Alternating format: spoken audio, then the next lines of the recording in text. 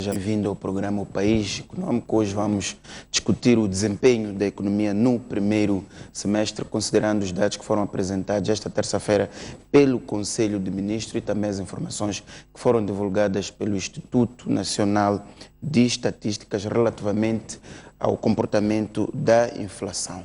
Vamos, só para que os telespectadores possam ter algum contexto, ver a peça de reportagem que a STV passou na terça-feira, em que o Conselho de Ministros anunciava uma desaceleração da economia moçambicana, que ficou nos 4% no primeiro semestre contra os 6,3% do período homólogo, portanto, do primeiro semestre de 2015. Vamos acompanhar esta peça de reportagem. Logo a seguir acompanharemos uma outra peça de reportagem sobre o comportamento da inflação e daí para diante vamos à discussão destes números e sem esquecer de apontar as perspectivas para o futuro. Vamos acompanhar a peça de reportagem.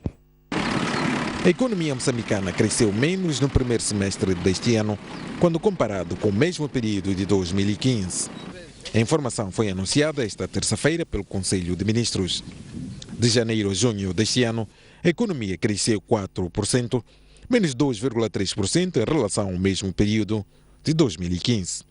A análise geral do desempenho dos indicadores do primeiro semestre do Plano Econômico e Social em 2016 mostram que houve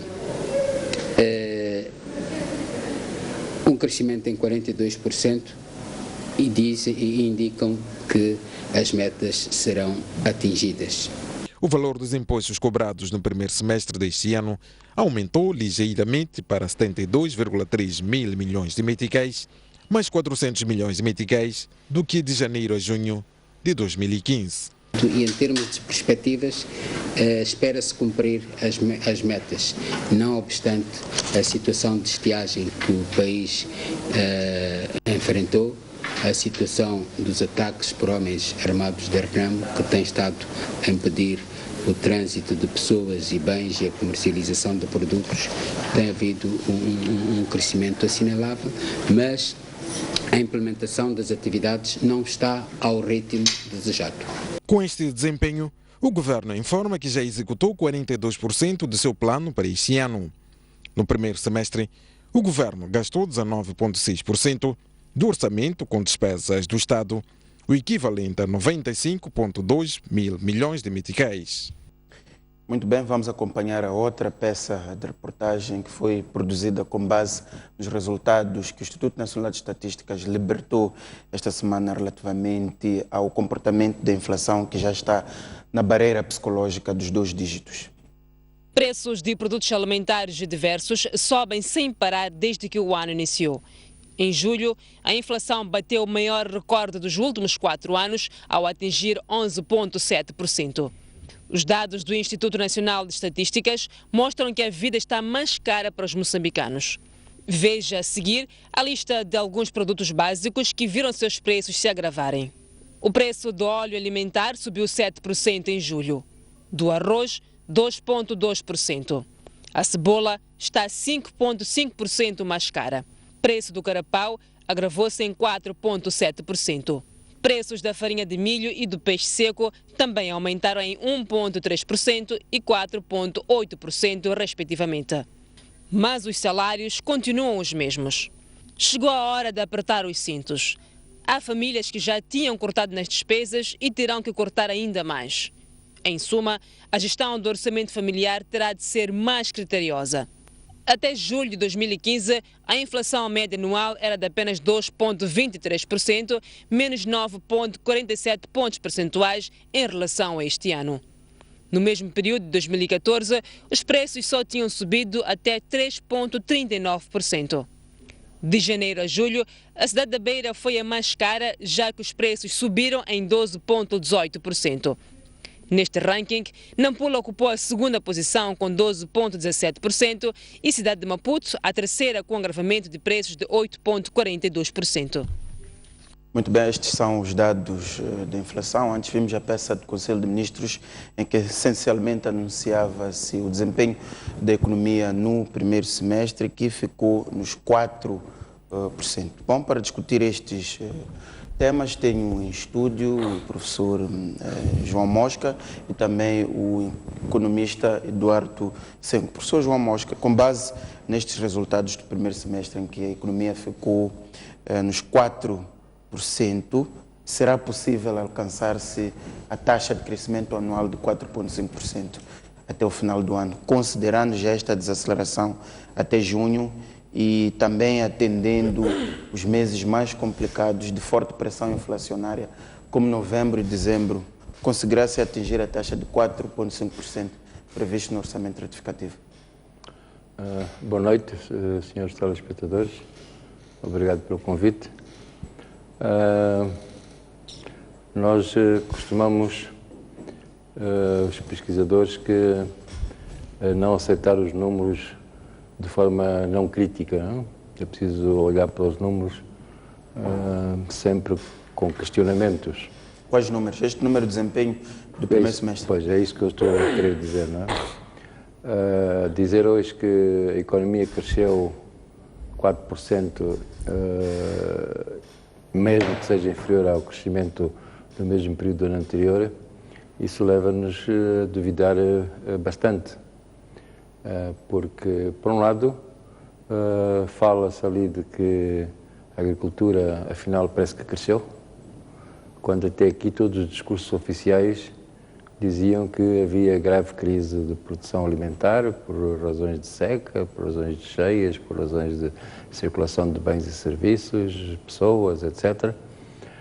Mas, afinal, depois os resultados vêm completamente contraditórios com aquilo que é o discurso oficial, inclusive um discurso que pretendia angariar recursos extras de apoios alimentares para as pessoas abrangidas. Não é? Isso parece-me bastante contraditório. Ou não se dizia a verdade ao princípio, ou não se diz a verdade agora. Não é? Embora seja também verdade que algumas das principais zonas produtoras de cereais, sobretudo, não fossem fortemente atingidas pelas cheias. Os grandes vales e alguns planaltos, penso que até tiveram situações e condições boas de produção. Em qualquer caso, são dados que, a mim pessoalmente, me levam a desconfiar bastante deles. Por outro lado, há outros sectores da economia onde existe uma clara redução produtiva em relação ao ano passado. Na sua opinião, este número de 4%, tendo em conta a desconfiança que levanta, o desempenho da economia no primeiro semestre estaria abaixo dos 4% ou acima dos 4%? Eu penso que, neste momento, a economia já começou a produzir menos que produzia o ano passado. Significa que estamos num crescimento negativo. E se nós virmos setor por setor produtivo, e penso que o colega Eduardo Sengo saberá essas coisas com muito mais atualidade do que eu, e também se vendo em termos de consumo, do consumo geral da economia, ver os gastos públicos que não subiram, ver as exportações que estão a diminuir, ver as importações que estão a diminuir, ver o investimento que está a diminuir, etc., que são os componentes principais de uma economia a nível macroeconómico, que constituem a formação do rendimento nacional e, portanto, do produto interno bruto. Portanto, todas essas grandes variáveis, neste momento, estão claramente em decrescimento. Agora, fico bastante cético quanto aos números que são oficialmente apresentados, não é? Porque contradiz tudo aquilo que é a realidade, aquilo que é a percepção e aquilo que os empresários dizem sobre a situação atual da economia, não é? Mesmo pelo setor de transportes, o setor de comunicações, o turismo, tudo isso são... Mas penso que o colega Eduardo Sengo... Vou mesmo passar para o Sengo. Sengo, tem a mesma opinião? Estaremos já numa situação de crescimento negativo, considerando que todos os principais indicadores estão a recuar neste momento? Muito boa noite a todos os telespectadores, tanto da STV, e, portanto, cumprimentar também o meu colega de painel hoje aqui. Bom, dizer que, de facto, o primeiro semestre foi daqueles que, como todo mundo sabe, as coisas não correram tão bem, diversas atividades, portanto, situações ou choques adversos ocorreram. em particular para setores como transporte, setores como turismo, que ficaram grandemente condicionados. O setor do turismo foi o período que mais, se compararmos nos últimos 3 trimestres ou nos últimos 2 trimestres, foi o período que mais registrou tanto encerramento de tantas instâncias hoteleiras. Foi o período também que registrou pouca, portanto, vamos lá dizer, a afluência de turistas, tanto nacionais como internacionais, sobretudo por causa da questão da instabilidade político-militar, portanto, que não permite que as pessoas tenham acesso a todas as zonas que têm essas, portanto, condições para oferecerem a prática de turismo, tanto lazer, passeios. Temos o setor do transporte, que também tem vindo a registrar grandes perdas dia a dia. Aliás, a maior parte das empresas estão a paralisar as suas atividades devido à questão da própria proteção político-militar, mas também ligado um pouco com a própria desaceleração da atividade da economia. Essa desaceleração, Senco, só para estarmos em sintonia, alinha com aquilo que diz o professor Mosca, que estamos já numa situação de crescimento negativo neste momento? Eu acredito que em alguns setores poderíamos estar numa situação dessas. De uma forma geral, é difícil afirmar porque não tenho dados dos outros setores.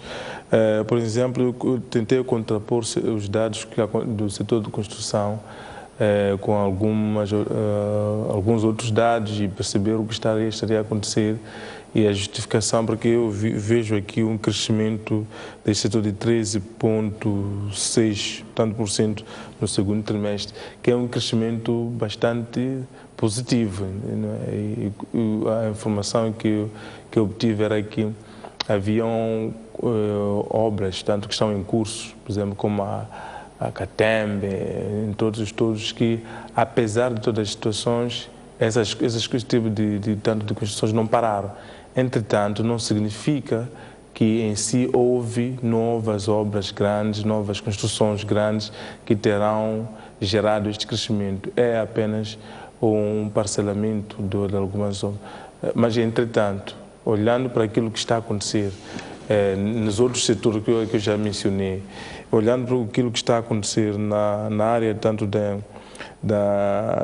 indústria transformadora, portanto, temos sérias dúvidas de que, de facto, tenhamos atingido um crescimento de 4%.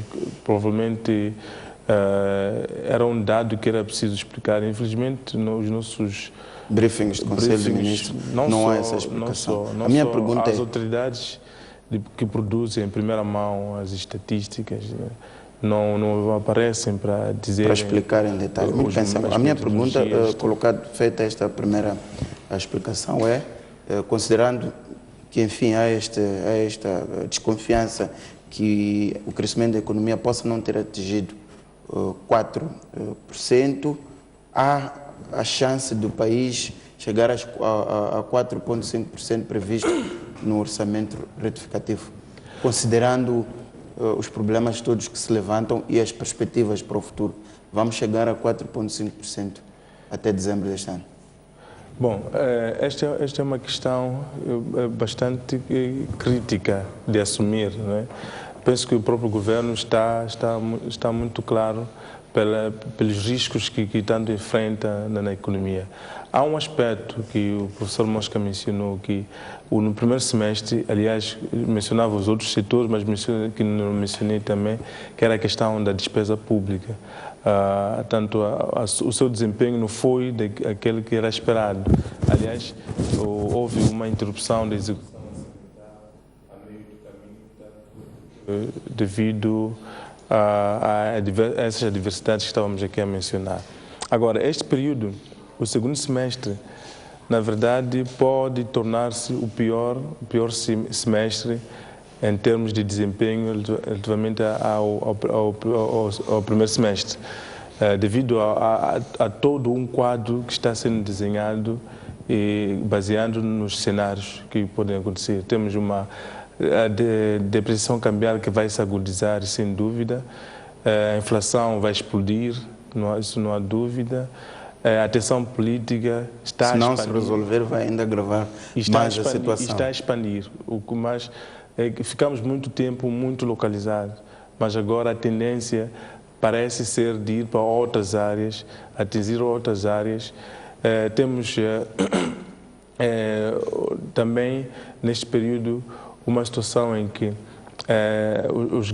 aqueles grandes projetos que inicialmente tinham feito alguns planos das suas atividades estão a fazer anúncios de cancelamento dessas atividades.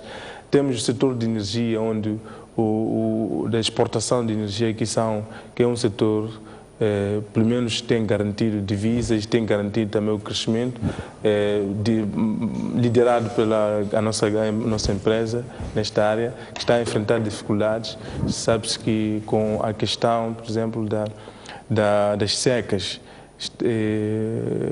para a produção de energia, há dificuldade de escoamento da água e garantir que, portanto, a barragem tenha água suficiente que possa levar a um nível de produção desejado ou planificado. Tudo isto vem comprometer aquilo que podia ser o desempenho desse semestre. Por isso que eu acredito que seja um semestre que difícil, bastante difícil, pior que o primeiro semestre. Muito bem.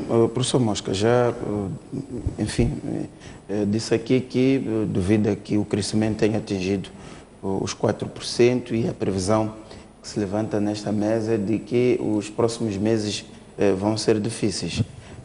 Qual poderá ser o comportamento já agora da inflação até ao final do ano, este que é o indicador que toca o bolso de todos os moçambicanos do Rovuma ao Maputo? Vamos ter um ano difícil para além daquelas previsões que já são conhecidas? Sim, quer dizer, toda a evolução da economia, não só do lado da produção, como ainda do lado dos principais elementos que influenciam diretamente a inflação, que é a taxa de câmbio, porque a economia consome muitos bens importados, não só bens alimentares, como também bens, matérias-primas, equipamentos técnicos, etc. Portanto, a taxa de câmbio tem uma influência muito forte sobre a inflação, não é? É verdade que quando o INE, o Instituto Nacional de Estatística, fala de inflação, fala de uma inflação muito específica para um segmento de consumidores muito bem delimitados, e essa inflação não reflete claramente o conjunto da inflação da economia, não é? Porque a inflação da economia é, com certeza, muito superior àquela que é definida dentro daquilo que se considera a cesta básica, os bens essenciais consumidos pelos grupos populacionais de rendimento mais baixo, não é? Portanto, penso que a inflação com certeza que vai subir.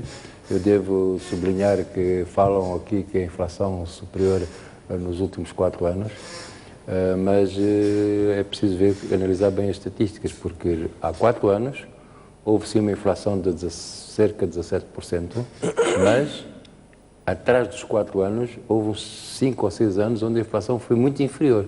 Portanto, esta inflação de 2016 será superior à inflação dos últimos 10 ou 12 anos, exceto um único ano, que foi há cerca de 4 anos atrás. Portanto, estamos num período de inflação muito alta. E também devo recordar que existe aqui um pouco a ideia de que a inflação até os 10% considera-se uma boa inflação. Isso é absolutamente errado dizer isso, não é? Porque a inflação, quanto mais baixa ela for, melhor é para a economia. E, portanto, nós estamos a aceitar que 10% é uma boa inflação, é uma pura manipulação do conceito, não é? Porque... Mas a ideia de colocar essa barreira psicológica dos 2 dígitos tem a ver com o período de evolução do país, em que vínhamos de uma inflação bastante alta e foi-se reduzindo, tendo-se fixado a barreira dos 2 dígitos como um caminho para chegar a taxas mais baixas. Não é assim, porque nos critérios de convergência da SADC, está definido de 10%. Portanto, se os conjuntos de países da SADC atingirem 10%, considera-se que ao nível da região existe uma boa inflação, o que é absolutamente errado, não é?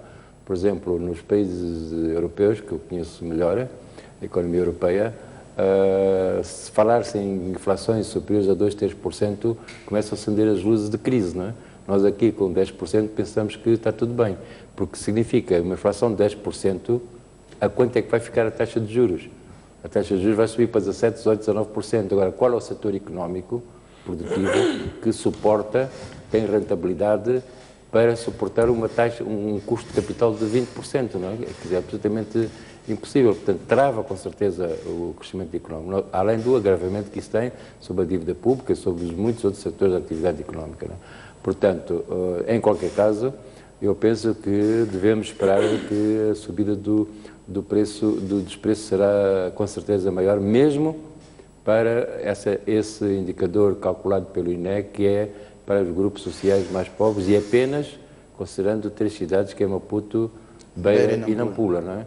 Portanto, temos que considerar que este dado é um dado muito parcial, que não reflete nem o conjunto do território nacional, nem o conjunto dos diferentes segmentos populacionais que Moçambique possui, ou qualquer economia possui. Devo ainda recordar, antes disso, da inflação, que o próprio Governo, na apresentação do orçamento retificativo, foi claramente evidente dizer que a meta de 4,5% de crescimento era uma meta otimista, não é? Ainda otimista, sim. E, portanto, eu sei que esses dados são manipulados ou são geridos de forma a apresentar resultados finais não muito negativos, para não resfriar ainda mais as expectativas dos investidores, dos consumidores, o espírito psicológico das pessoas. Eu sei que existe essa intenção e penso que a intenção não é negativa por si.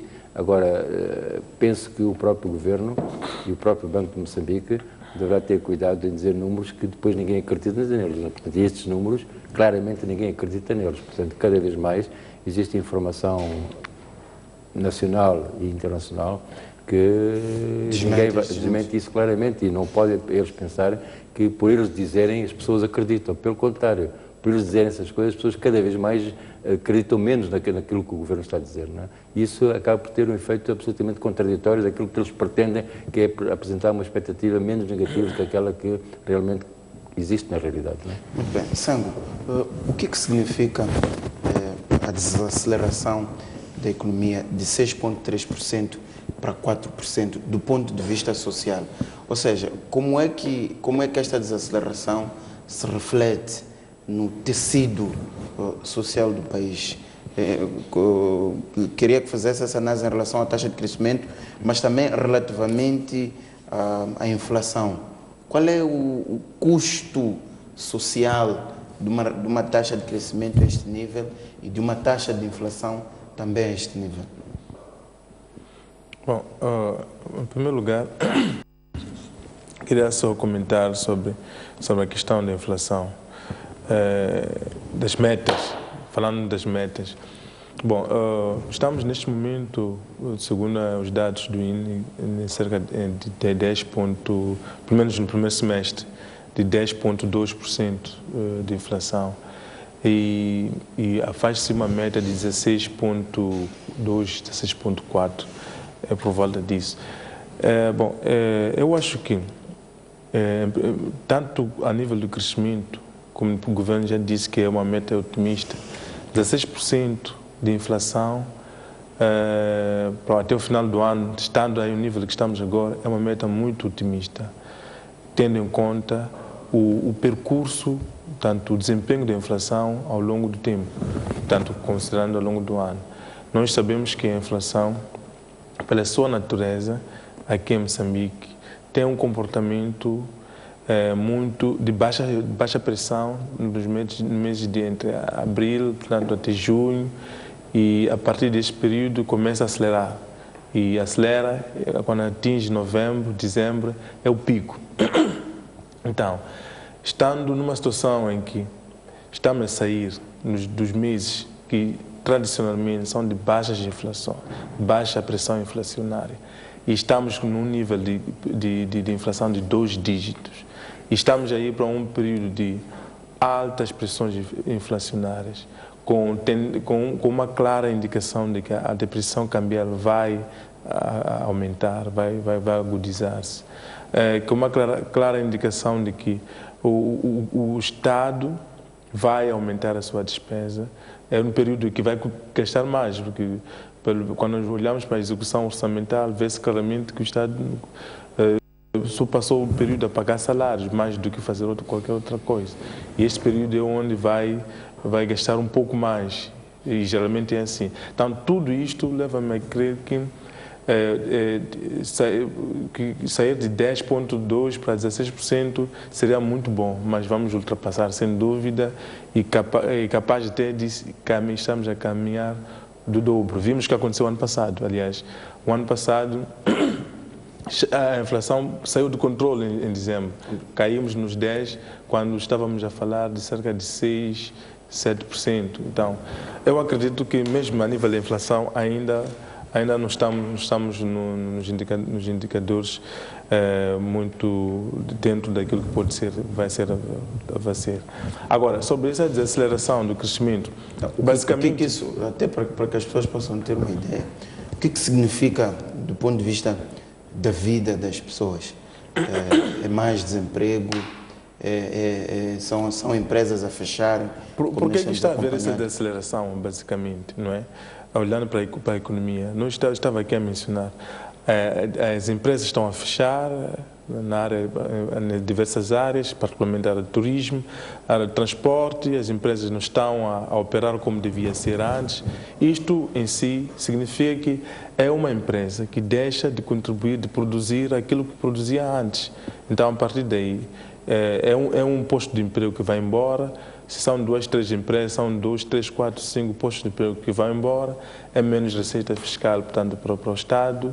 E tudo isto, em termos do custo social, significa mais desemprego e mais, para o próprio Estado, mais informalidade, porque esta gente que está a sair desses empregos formais vão ter que encontrar alguma coisa para fazer. E provavelmente vão se refugiar onde facilmente pode-se, de certa forma, acomodar. Incluindo a criminalidade, que nestas épocas vai disparar também. E um pouco, se este emprego estava nas zonas rurais, significa que haverá cada vez mais uma aproximação às zonas urbanas. Vinha um paper da OMR que falava mais ou menos das razões da imigração das zonas urbanas, sobre as zonas rurais e zonas urbanas. Portanto,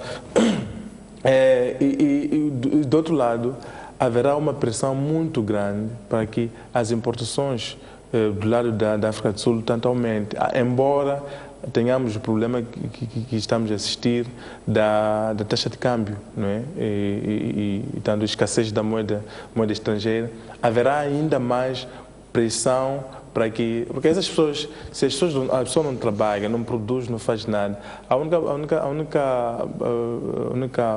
como eu disse, a única saída é se juntar ao setor formal. O setor formal em Moçambique é marcadamente comercial, e comercial importador em particular, e é aí onde ele vai se tentar enquadrar, refugiar-se para poder conseguir alguma coisa para continuar a sobreviver.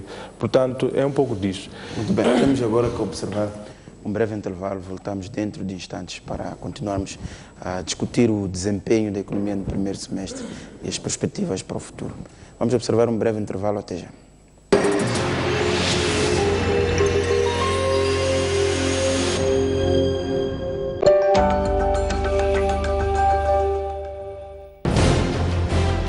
Um país sem história é um país sem futuro. Um mundo sem referências é um mundo sem norte. Um país sem cultura é um país sem identidade. Um país sem ídolos é um país sem referências.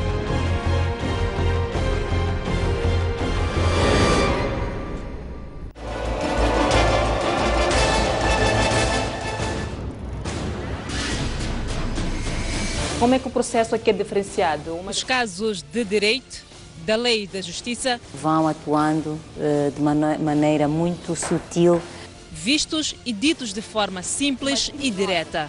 Onde falhamos é como é que insertamos uma investigação eficaz para identificar o fulano X. É isso que nós não conseguimos fazer. Com análises de quem sabe o que diz e diz o que sabe.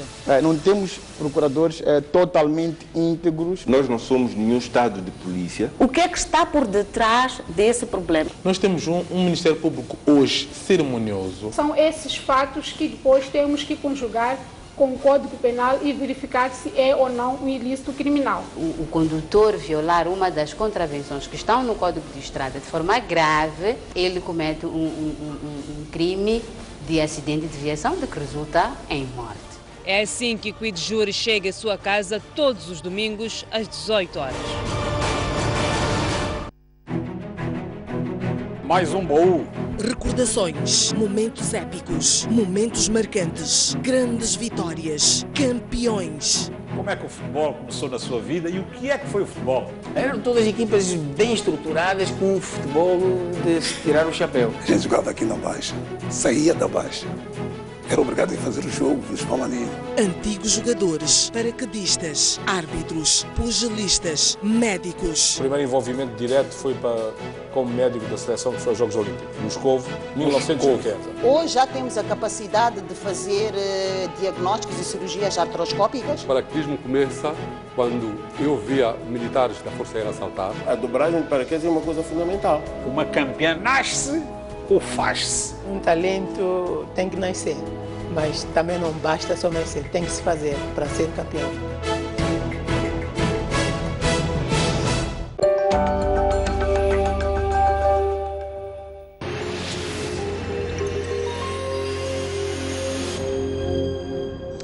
Bom, voltamos para a segunda parte do programa O País Econômico. Discutimos o desempenho da economia, as perspectivas para o futuro. Professor Mosca,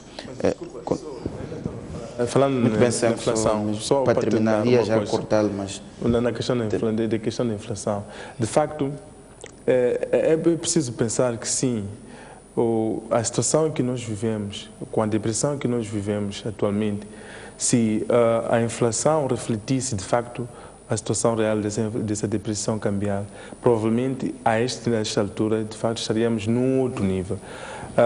Os dados mostram que a transmissão de uma depressão cambial do metical, taxa de câmbio metical dólar para a nossa inflação é muito lenta do que a transmissão do rand, metical rand. Mas por quê? Porque os preços denominados em dólar que afetam a inflação, os produtos, são controlados ainda, não estão liberalizados. Como vimos aqui, os transportadores estão aí a discutir com o governo, vimos a questão do trigo, combustível, quer dizer, uma série de produtos que afetariam diretamente a inflação e rapidamente fariam ela catapultar para um nível, portanto, para outro nível. Então, são aspectos que é preciso considerar quando nós falamos tanto da inflação em Moçambique. Mais para essa questão da proteção social, que é tanto uma política que o Estado tanto está a seguir. Professor Mosca, considerando o impacto desta desaceleração, considerando o impacto da inflação que já é sentido no bolso de todos, que medidas que podem ser tomadas no sentido de proteger, sobretudo, as camadas mais pobres, aquelas que já vivem no limite e que com um aumento da inflação a este nível, enfim, ficam sem nenhum poder de compra. Considerando o que está a levantar o Sengo, que já relativamente aos preços administrados, nomeadamente o preço do combustível, do trigo, eletricidade, há ainda um controle.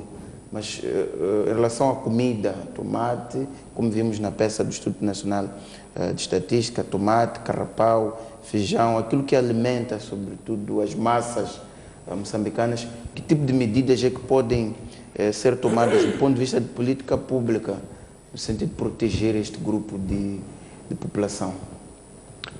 Quer dizer, as políticas públicas, para serem efetivas, têm que ter recursos e meios para exportar, não é?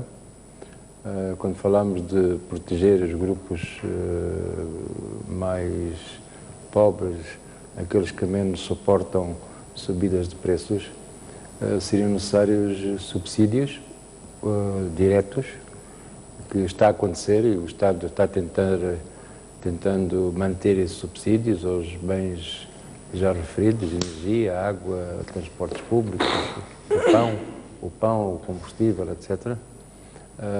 O combustível até é fácil, que a gente às vezes fala de que estamos a exportar menos, que é verdade, estamos a ter menos receitas devido aos preços internacionais, mas também é verdade que estamos a gastar muito menos divisas na compra de petróleo, que, feitas as contas, e nós já fizemos essas contas, as perdas de receitas por redução de preços internacionais e o benefício que o Moçambique teve pela redução do preço do petróleo, a diferença é apenas de 100 milhões de dólares, o que não é nada, não é? Portanto, aquele discurso de que estamos a sofrer muito também por causa dos preços internacionais acaba por ser uma falácia na medida em que o preço do petróleo acaba por reduzir muito essa perda de receita, não é?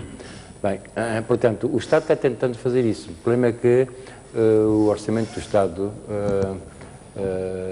é muito limitado e duvido que esse Estado tenha capacidade orçamental para suportar indefinidamente este tipo de subsídios. Mesmo os subsídios que estão previstos para 2016 no orçamento, e mesmo já em 2015, diminuíram muito em relação a 2014, 2013, não é? Porque o grande fatura do subsídio anterior era o combustível, não é? Que neste momento já não existe, não é? Ou existe muito menos.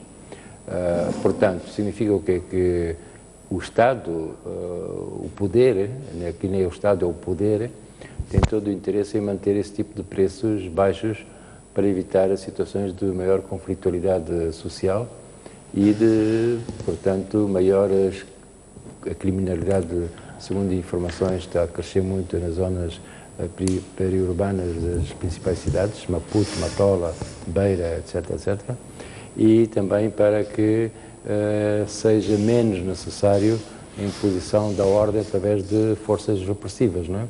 Portanto, é possível que isso para evitar também crescentes aumentos de despesas na área militar e na área da polícia, não é? Mas a dúvida é saber até quando é que o Estado tem essa capacidade de suportar esses custos, não é? Tudo depende, e penso que as expectativas não são tão boas, de que o FMI venha a reconciliar-se e a recuperar a sua confiança para o financiamento da economia moçambicana. O investimento direto estrangeiro decaiu para mais de 70%, que era a grande entrada de capitais, e a cooperação externa penso que está face às atitudes e às medidas que o Governo está a tomar, face aos discursos que o Governo está fazendo dentro e fora do país, face mesmo a alguns discursos bastante despropositados de altos dirigentes do poder, há informações de que a cooperação está mesmo numa onda de radicalização das suas posições, não é? E já se fala, inclusivamente, que o FMI libertar ou recuperar a confiança e, portanto, recuperar o financiamento da economia moçambicana, isso não implica necessariamente que a cooperação, ou a grande parte dos países, automaticamente comecem a libertar os seus fundos. Aqui nós temos vindo, muita opinião pública e comentadores têm vindo dizer que a libertação da cooperação está muito sujeita ao FMI.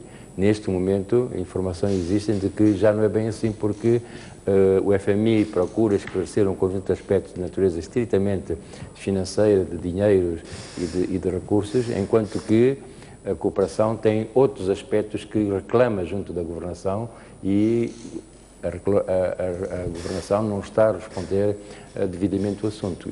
Existe a forte crítica de que o governo ainda não assumiu seriamente e com profundidade a natureza da crise e quais as soluções para esta crise. E o orçamento retificativo revela claramente que o Governo não assumiu a gravidade do problema, não tomou medidas importantes para a redução dos efeitos negativos da crise e que continua a haver um discurso absolutamente fictício sobre o que é a realidade moçambicana. E aí a cooperação cada vez mais está duvidosa da seriedade deste governo. Não? Muito bem, Sangue, eu perguntava, considerando estes problemas todos que a economia atravessa, como é que se protege as camadas mais necessitadas? Além das medidas que já sabemos, no orçamento retificativo há um bolo previsto na rúbrica transferências para as famílias.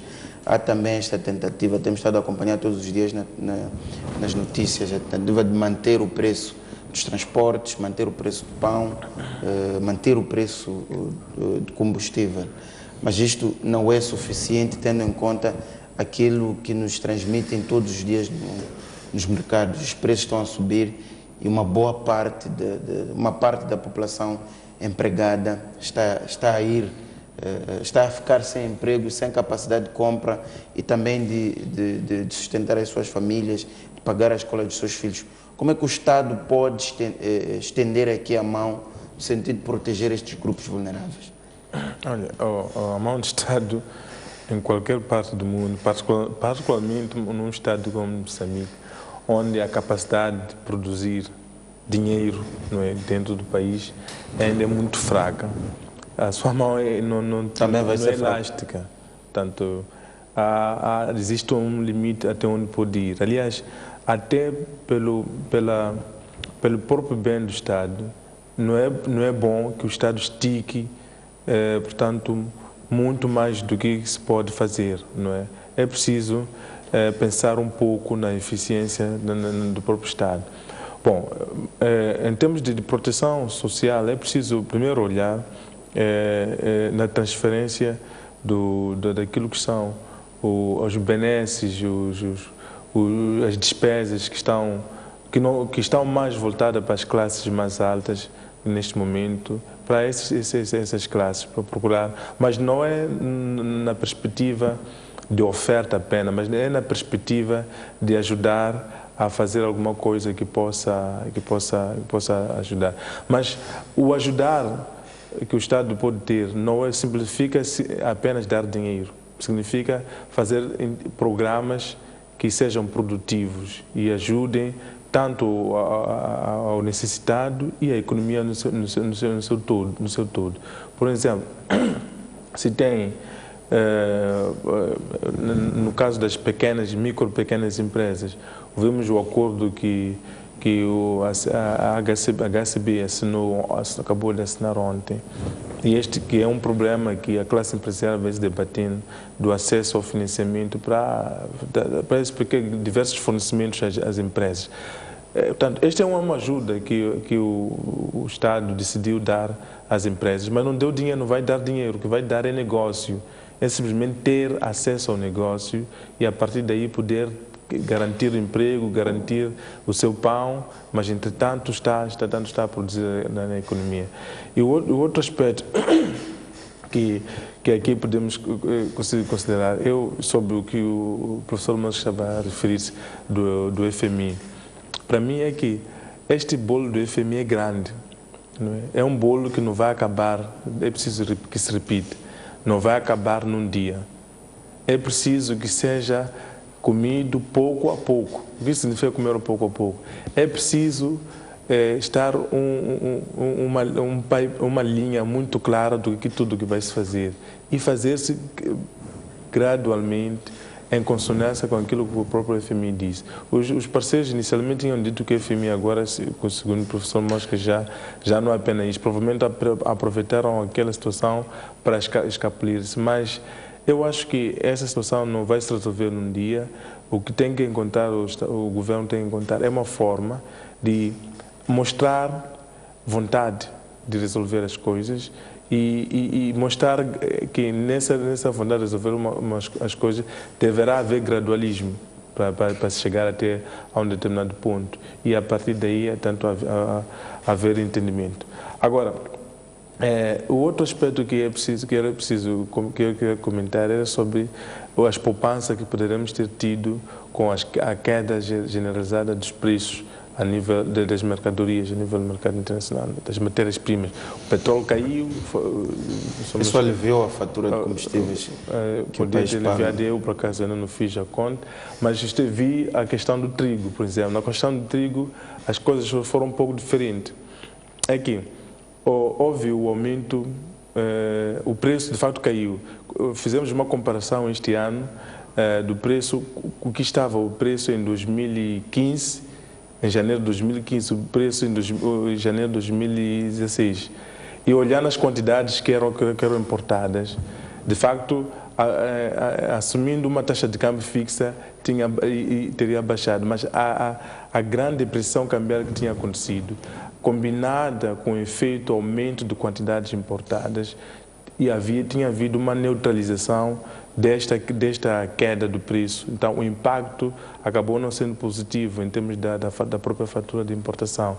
E por isso que depois houve aquele debate de que temos que aumentar o preço. Porque, de facto, a fatura aumentou, no caso do trigo. Então, existe um pouco disso, no sentido de que a depressão cambial, da forma exagerada que aconteceu, não veio ajudar muito o Moçambique, tanto o país, em determinados produtos, a tirar proveito da queda dos preços.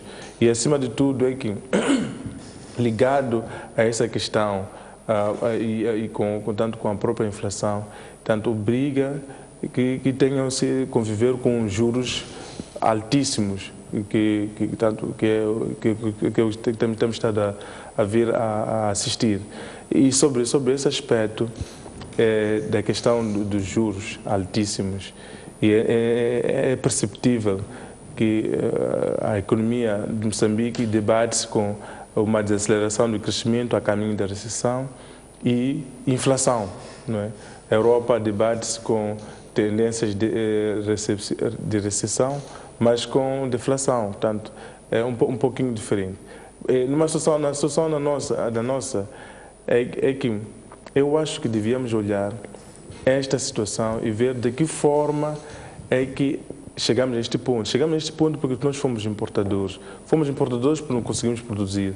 Então, será que não podemos encontrar formas de criarmos políticas que possamos penalizar menos aquele setor que poderia nos ajudar a sair tanto desta situação e mantermos políticas com posturas muito restritivas nas situações que sabemos que são tendencialmente aquelas que de facto não ajudam a resolver a situação. Portanto, era preciso ver-se isso um pouco disto, porque da forma como as coisas estão, só beneficiamos. Estivemos aqui a discutir outro dia e agora o professor também estava aqui a referir-se, com o nível de inflação que temos e, por conseguinte, o nível de taxa de juros também que temos, é impossível termos setores produtivos que tenham taxas de retornos atrativos ou, no mínimo, que sejam viáveis. Quais são os setores que poderiam ter taxas de retorno numa situação destas ainda positivas? São setores comerciais, são setores onde a rotatividade é muito alta. Esses setores comerciais dependem de quê? Dependem da importação. Portanto, vamos continuar a manter aquela franja dos setores que dependem das importações, do que os setores que poderiam ajudar alguma produção a sair dessa situação. Muito bem, vamos passar para um outro tópico. Professor Mosca, há um conjunto de medidas que foram tomadas, um conjunto de medicação que se deu à economia, mas não se tem sentido uma reação. Portanto, a economia não está a reagir. Nós vimos que o Estado decidiu avançar para um conjunto de concessões, ou se quisermos, de privatizações, uma parte do corredor do Norte, avançou também para um conjunto de decisões ao abrigo daquilo que vinha sendo discutido com o FMI, e vimos um orçamento retificativo que, mais do que para resolver um problema estrutural, era para resolver exatamente um problema pontual. Como é que analisa o conjunto de decisões que estão a ser tomadas face aos problemas que enfermam a economia neste momento? Ou seja, estão-se a tomar as medidas mais acertadas, está-se a dar a medicação mais acertada à economia para que possa reagir e no mais curto espaço de tempo volte à estabilidade, considerando também as decisões que o Banco de Moçambique tem estado a tomar, sendo que a mais recente foi aumentar as taxas diretórias em 300 pontos bases, as quais começam a vigorar a partir do dia 22 de agosto. Como é que olha para esta medicação que se está a dar à economia? Ela vai surtir os efeitos devidos e conseguir devolver alguma estabilidade, pelo menos em relação à inflação e à depreciação, que são os indicadores que neste momento quase fogem ao controle? Bem, quer dizer, o Estado tem neste momento dois grandes instrumentos, que são a política fiscal e a política monetária, não é? Principalmente, além de outras possíveis, não é? Em termos do orçamento, o que se verifica é que o orçamento retificativo reduziu em 1% aquilo que era o orçamento inicial do Estado para 2016. Portanto, dizer que é um orçamento retificativo com a redução de 1% das despesas é dizer nada, não é? Que é igual a nada, não é? Por outro lado, verifica-se claramente que este orçamento é um orçamento de sustentação do Estado em prejuízo das famílias e em prejuízo do setor privado. Significa que continuamos a ter as famílias e o setor privado a financiar o Estado de diferentes formas, e o objetivo do orçamento retificativo é garantir a manutenção dos elementos fundamentais que suportam o setor público, o setor do governo. Portanto, os sacrificados aqui não são o governo, nem os funcionários públicos, nem alguma economia que anda à volta do setor público, mas o setor privado e o setor. Então, há uma drenagem de recursos para o setor público em prejuízo do setor produtivo e do setor do consumo, que são as famílias. Isso é uma medida tremendamente errada. Segundo ponto, dizer que esta redução de 1% não representa nada. E, voltando aos custos sociais, significa que a fatura do custo social nessa situação de crise recai sobretudo sobre os grupos sociais mais pobres. Porque se nós formos a ver bem, sobretudo ao nível do Estado, os salários continuam a ser pagos, as mordomias continuam a alto nível, continuamos a ver pessoas a viajar em executiva daqui para Beira, daqui para Nampula, quando internacionalmente os países envolvidos, os altos executivos, só viajam em executiva a partir de 4 horas de voo. Aqui, 1 hora de voo, já estamos a viajar em executiva. Portanto, não existe nenhuma medida, nenhum sinal de moralização da política e dos políticos para transmitir à sociedade que, afinal, todos nós estamos a pagar alguma fatura com esta crise. E os grupos sociais mais pobres são aqueles que definitivamente vão suportar isto. Significa o quê? Significa que, por outro lado, vemos ainda que certas medidas de governação são medidas bastante despropositadas. Isto é evidente que algumas coisas que estão a acontecer agora não são decisões atuais. Ainda hoje ou ontem vi no jornal que estão a chegar 500 e tal tratores para a agricultura. E nós já vimos que a produção de alimentos neste país não depende basicamente de tratores, depende de muitos outros fatores que não a tratorização, que está a ser implementada de forma bastante duvidosa dos seus efeitos positivos, não é? Há muitas outras formas de incentivar a produção agrícola e, sobretudo, a produção alimentar para o mercado interno, que não seja por via dos tratores, da importação massiva de tratores, cuja experiência nos últimos 40 anos tem sido profundamente negativa, da importação massiva deste tipo de equipamentos, não é? Por outro lado, nós não vemos qualquer medida séria sobre o setor público, sobre o empresarial, não é? Sobre as empresas públicas e as empresas onde o Estado tem a maior participação do capital social dessas empresas. Portanto, as empresas continuam a funcionar de forma absolutamente ineficiente, continuam a suportar fora do orçamento o Estado, continuam a prestar um mau serviço e serviços muito caros à sociedade. Significa que aquelas que estão, as reformas que podiam ser tomadas a partir de agora dentro do Estado, elas não estão sendo tomadas. E isso agrava mais ainda as expectativas e a confiança que os cidadãos e a própria cooperação internacional têm sobre este tipo de medidas que o Governo está a colocar. Não é? Portanto, eu penso que, de facto, também ao nível do setor empresarial, por causa das importações, reduziram um pouco as tarifas alfandegárias, mas aquilo acaba por não ter qualquer efeito significativo no conjunto dos problemas que estão sendo levantados para a questão das importações. E dizer ainda que devemos pensar que o RAND está a valorizar-se fortemente, que os principais produtos alimentares vêm da África do Sul e que é essa relação do metical com o RAND que transmite à economia de forma mais rápida o fenómeno da inflação. Como disse o Senghor, não é o dólar, não é muito menos o euro.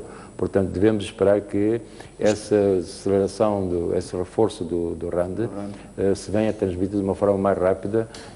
Os preços subam ainda muito mais rapidamente. Muito bem, professor, mas que temos mesmo que terminar o programa por aqui. Resta-me agradecer a presença do professor João Mosca e também do economista Eduardo Senghor, caro telespectador, que nos acompanhou até a próxima quinta-feira.